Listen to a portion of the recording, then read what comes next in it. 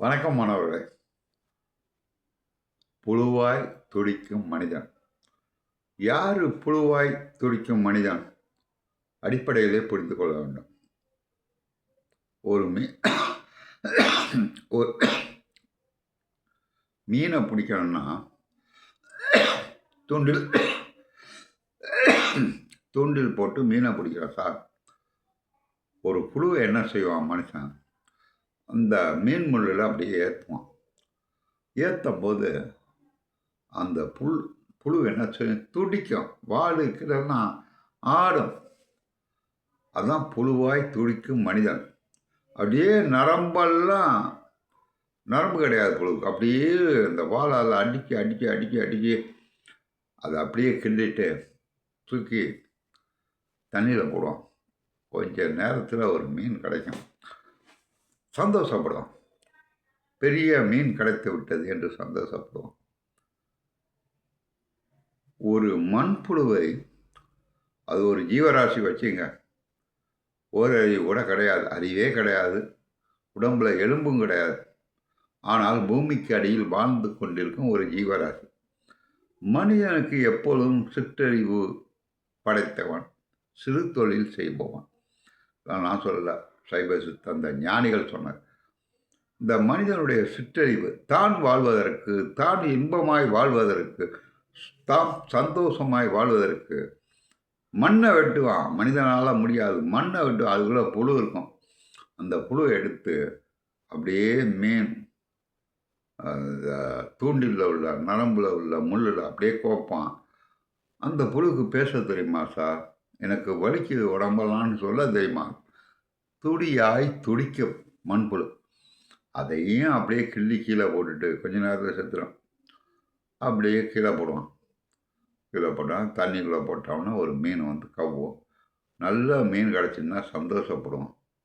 ஒரு உயிரை கொன்று அதன் மூலியமாக கிடைக்கக்கூடிய உணவை உண்டு மனிதன் சந்தோஷமாக வாழக்கூடிய விஷயம் இது. என்ன பெரிய விஷயமா எங்களுக்கு தெரியாதான்னு நீங்க சொல்லாதீங்க. சைவ சித்தாந்தத்திலே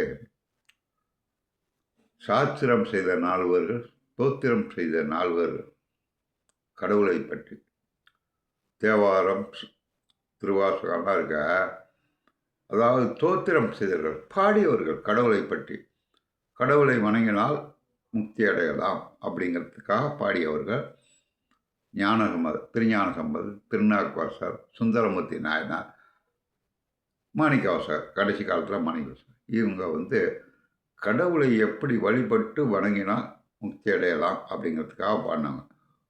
அறிவுபூர்வமாக சில பேர் இருப்பார்கள். எதுக்கு கடவுளை வணங்கணும்? நானே வாழ்க்கை பூரா கஷ்டப்படுறேன், துன்பப்படுறேன், அந்த கம்மலில் வேலை பார்க்குறேன், இந்த கம்மலில் வேலை பார்க்குறேன், என் குடும்பத்தையே பாதுகாக்கிறேன், இதில் கடவுளை எங்கே வந்து நம்மளுக்கு உதவி செஞ்சான்? கடவுளை வணங்க மாட்டேன். அப்படி வணங்குறதுனா அதுக்கு சரியான காரணத்தை சொல்லு அப்படின்னு கேட்குற மனித ஜாதி உண்டு. அந்த மனித ஜாதிக்காகவே கடவுள் படைத்த 4 இருக்கிறார்கள். முதல்ல தோத்திரம் செய்த 4: திருஞான சம்பந்தர், திருநாவுக்கரசர், சுந்தரமூர்த்தி நாயனார், மாணிக்கவாசகர். சரியா, ஒரு கடவுளை அடையணும்னா 4 பேர் சொல்லியாச்சு. அறிவுபூர்வமான விஷயத்துக்கு எவன் சொல்லுவான் பதில்? மெய்கண்ட நாயனார், மறைஞான சம்பந்தர், அனந்தி சிவாச்சாரியார், உமாவதி இவங்க அறிவுபூர்வமாக உனக்கு விஷயத்த சொல்கிறானோ. அவனுக்கு சொல்கிற விஷயந்தான் இந்த விஷயம். அது எப்போ எந்த இடத்துலன்னா சொல்ல முடியாது. 3500 வீடியோ போட்டுருக்காங்க, அதில் பார்த்து தெரிஞ்சுங்க. அவர்கள் விளக்கம் கூறும் இந்த பதில் தான் இது. அடுத்த ஒரு ஜீவராசி வருந்தபோது நீ உனக்கு மனிதன் புழு போல துன்பப்படும் மனிதன், இதுதான் தலைப்பு. உனக்கு இவ்வளோ கஷ்டம் வந்துட்டு, இவ்வளோ துன்பம் வந்துட்டு, கடனால் கஷ்டப்படுறேன், பொண்ணை கட்டி கொடுத்தேன், பையனை கல்யாணம் பண்ண, எவ்வளோ துன்பம் இருக்குது, கடன் பிரச்சனை தாங்க முடியல, தூக்க மாட்டேன், சாவலாமா, அவ்வளோ பிரச்சனைகள் உனக்கு இருக்கிறது என்று நீ சிந்தனை செய்கிறாயே. நீயே ஒரு மீனை தின்பதற்காக அடுத்த ஒரு ஜீவராசியை முள்ளில், அதுக்கு என்னமோ பதிலே இருக்குது சார், அது காவக்கால்னு சொல்லணும்.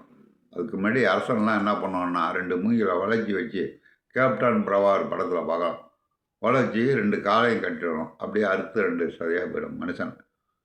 இந்த மாதிரி தண்டனையும் பயன்படுத்தின அரசன். கொலை கொடியாரை வேந்தொத்தல் பைங்கூழ் களை கட்டுதல் அது அப்படின்னு ஒரு திருக்குறள். ரொம்ப கொடியவாக இருக்கான் ஒரு மனுஷன், ஊரில் போகிறவன் வரவெல்லாம் கொட்டுறான். அவனை கொன்னாதான் மற்ற ஜீவராசிகள் வாழும், மற்ற மனிதர்கள் வாழ முடியும். அதனால் அந்த மாதிரி தண்டனை கொடுத்தா அவனும் தப்பு செய்ய மாட்டான்னு தண்டனை கொடுக்கணும். இந்தியாவில் இப்போ அந்த மாதிரி தண்டனைலாம் கிடையாது, உலகத்திலே கிடையாது. அது ஒரு விஷயம். அதனால தான் இன்றைக்கி கற்பழிப்பு, கொலை, கொள்ளை எல்லாம் நடக்குது. மீனெலாம் ஜெயிலில் போனானோ, சோறு கொடுக்குறானோ, படுத்துங்க போகிறான், இதுக்குடா செய்வோன்னு துணிஞ்சு செய்ய ஆரம்பிச்சிட்டானோ. சரி, அதெல்லாம் விடுங்க. புழுவை போல் துடிக்கும் மனிதன். உனக்கு ஏன்டா ஆண்டவன் இவ்வளோ கஷ்டத்தை கொடுத்தான், இவ்வளோ துன்பத்தை கொடுத்தான்?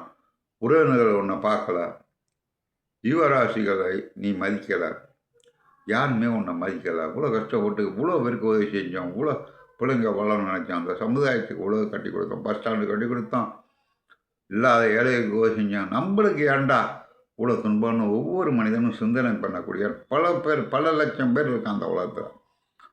அவ்வளவுக்காக எழுதிய திருக்குறள் வள்ளுவ. மற்ற ஜீவராசிகளை நீ துன்புறுத்தும் போது அதனுடைய வலியும் கொடுமையையும் நீ எப்பொழுது உணர்கிறாயோ அப்பொழுதுதான் நீ சராசரி மனிதனாக பிறப்பாய். அது வரைக்கும் நீ செய்த பாவங்களுக்கு ஏற்ற துன்பங்களை நீ அனுபவித்தே ஆக வேண்டும். சத்தியமான உண்மை. அப்போ நீ என்னடா செய்யணும்?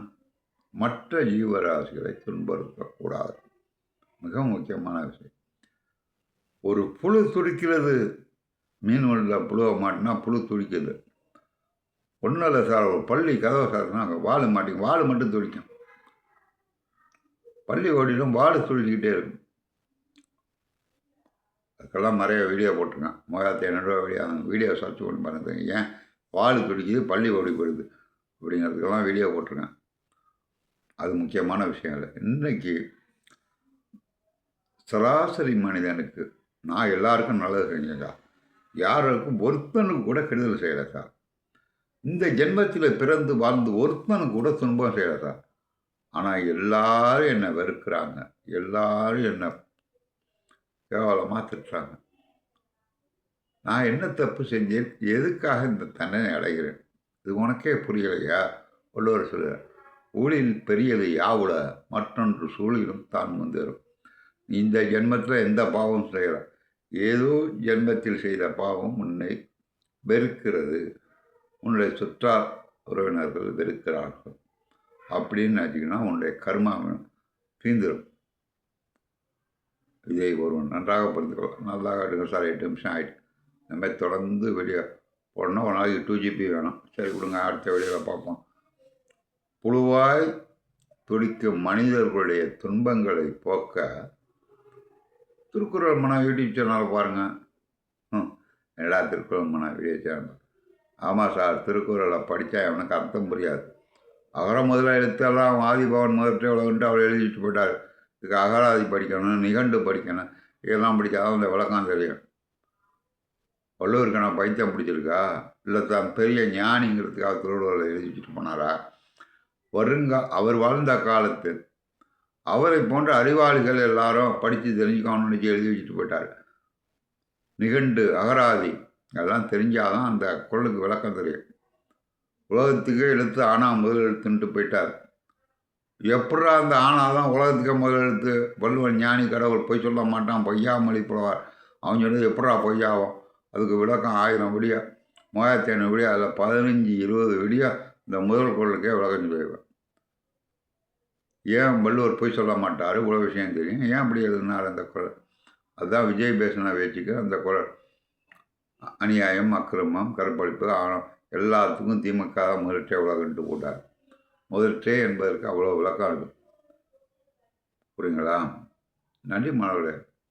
9:29 நிமிஷம். அதுக்கு மேலே 10 வருஷத்துக்கு மேலே பேசுனாங்க. 5 வருஷமாக வெளியே போகிறேன். எனக்கு காசு பணத்துக்காக நான் பேசுகிறேன். உலக சமுதாயத்தில் எவனாச்சும் இந்த மாதிரி புரிஞ்சுக்கணும், என்னுடைய விளக்கம் என்னான்னு தெரிஞ்சுக்கணும். புழு போல் துடிக்கும் நமக்கு துன்பம் வந்துட்டு, ஐயோ கஷ்டம் வந்துட்டு, இவ்வளோ கடன் பிரச்சனை, நண்பன் துரோகம் பண்ணிட்டான், கூட பிறந்த உறவினர் துரோகம் பண்ணிட்டான், எல்லாம் நினச்சிக்கிட்டு வேதனைப்பட்டே இரு.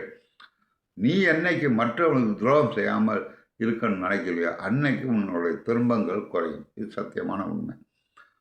அதை எப்படி தெரிஞ்சுக்கிறது நம்ம மற்றவங்களுக்கு துன்பம் செய்யாமல் இருக்க? திருக்குறளை படித்தா தெரிஞ்சுக்கணும். பரிமேலழகர் உரை இலக்கணத்தை பற்றி தெரிஞ்சால் புரிஞ்சுக்கலாம். அல்லது என்னை போன்ற சில மனிதர்கள், சேலம் ருக்குமணி அம்மா, இலங்கை ஜெயராஜன், திருக்குறள் மனம், திருக்குறள் முனுசாமின்னு ஒருத்தர் இருக்கார். அந்த மாதிரி இவர்கள் பேச்சை காட்டால் வாழ்க்கையின் தத்துவம் உங்களுக்கு புரியும். நாம் எதற்காக துன்பப்படுகிறோம், எதற்காக இன்பப்படுகிறோம், எதற்காக மனித பிறவி என்பது எதற்காக, எல்லாம் அடிப்படையில் தெரிஞ்சுக்கணும். தெரிஞ்சுக்கிட்டா புழு போல அல்ல, ஒரு சிறிய பெரிய துன்பம் வந்தால், கடல் போல் துன்பம் வந்தாலும் கடுகு போல் மறைந்துவிடும். இது சத்தியமான உண்மை. ஆனால் படிப்பதற்கான அறிவு வேண்டும், அதுக்கான டைம் வேணும். உண்மையின் அர்த்தத்தை புரிந்து கொள்ள காலையில் படிக்கணும், நல்ல அமைதியான இடத்தில் படிக்கணும், உண்மையான அர்த்தத்தை தெரிந்து கொள்ள வேண்டும். நீங்களாக ஒரு அர்த்தத்தை கற்பனை பண்ணிக்கக்கூடாது. ஒரு விஷயங்கள் இருக்குது. நன்றி மாணவர்களே. அடுத்த வீடியோ பார்ப்போம். நன்றி, வணக்கம். பார்க்கும் மாணவர்கள் சர்ப்ரைஸ் பண்ணுங்கள். வாட்சிங் டைம் 4000 மணி நேரம் இருக்கலாம் வந்து கேன்சல் ஆகிட்டு பிரச்சனை நல்லா செல்ல வளைச்சிட்டேன். திருப்பி 4000 மணி நேரம் அந்த ஒரு வருஷத்தில் ஆகணும். ஃபுல்லாக பாருங்கள் வீடியோவை. திருக்குறள் மனோன்னு யூடியூப் சேனல் சப்ஸ்கிரைப் பண்ணிவிட்டு அவ்வளோ வீடியோ இருக்குது. இது என்டர்டைன்ஸ் வீடியோ பார்க்காதீங்க, ஷார்ட் வீடியோ பார்க்காதீங்க, லாங் வீடியோ பாருங்கள். லைவ்ல போட்டிருமா பாருங்கள். கடவுள், கல்வி, உலகம், தர்மம், தத்துவம், அரசியல், பொருளாதாரம், சட்டம், மருத்துவம், காமம் அத்தனையும் பற்றி வள்ளுவர் சொல்லியிருக்காரு. அத்தனையும் பற்றி நான் நிறையா பேசியிருக்கேன். 3500 வீடியோ பாருங்கள். மனிதன் பிறவி என்பது எதற்காக, இதை புரிந்து கொள்ளுங்கள். நன்றி மாணவர்களே, நன்றி. மீண்டும் அடுத்த வீடியோ சந்திப்போம். நன்றி, வணக்கம்.